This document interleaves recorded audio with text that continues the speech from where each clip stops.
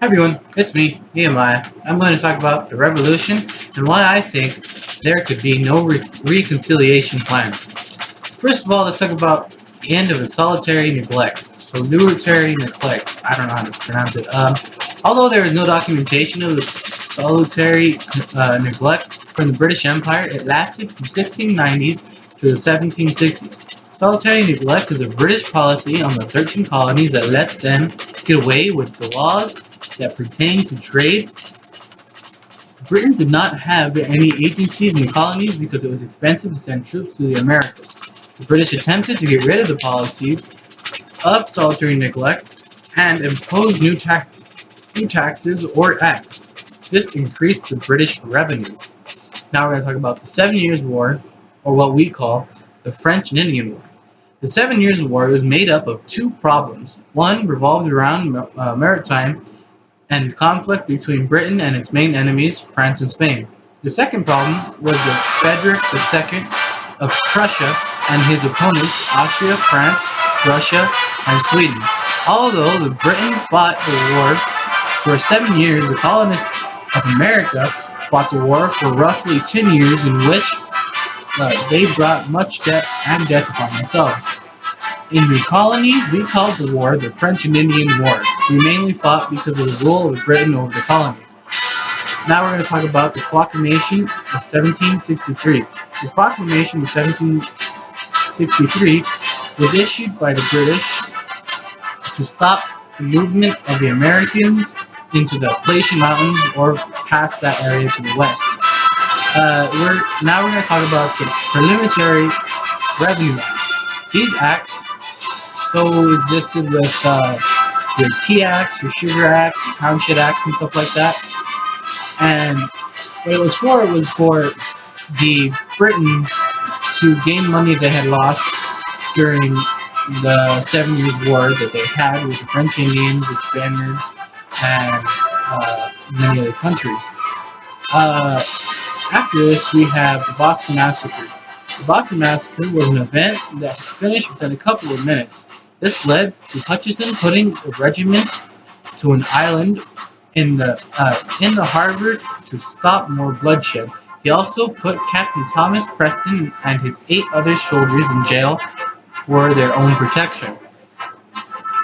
Um, Something you say about the Boston Massacre was that the people felt oppressed by the people or by the soldiers being there and owning more than what they were supposed to, the acts and everything that came in. Now I'm going to talk about the Tea Act of 1773. The Tea Act was one of the last straws that started the Revolutionary War.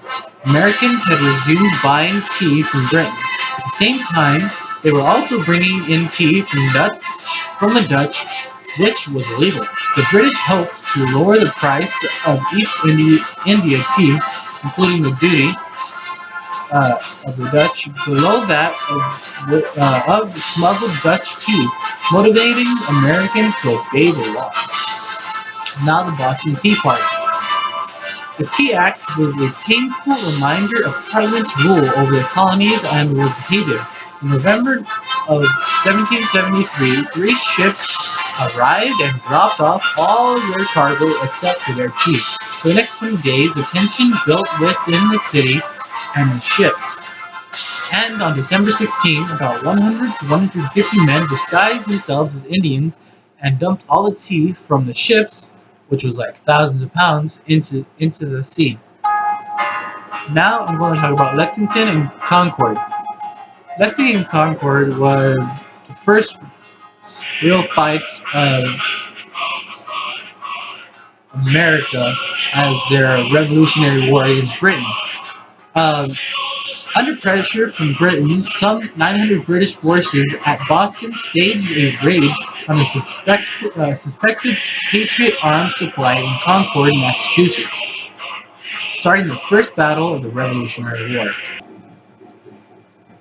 Now, the Battle of Lexington, uh, nobody knows who shot first, but out of the 70 Americans that were in the colony of Lexington at that time, one of the Americans shot, and a firing upon both the Britons and the Americans lasted for quite a bit until maybe about 10 US soldiers had died or become injured. Now I'm going to talk about my reconciliation to, well, my view on the reconciliation, which I don't believe could have happened because after so much repression and neglect of the Americas, it would basically be impossible for America to say, okay, Britain, we get what you want and we still want to be a part of your government, even though we have no rules or rights to do anything, basically, concluding that they had all the acts and they had all the uh, wars that they were paying the money off to the other people. Thanks, guys, for watching my video. Have a nice day.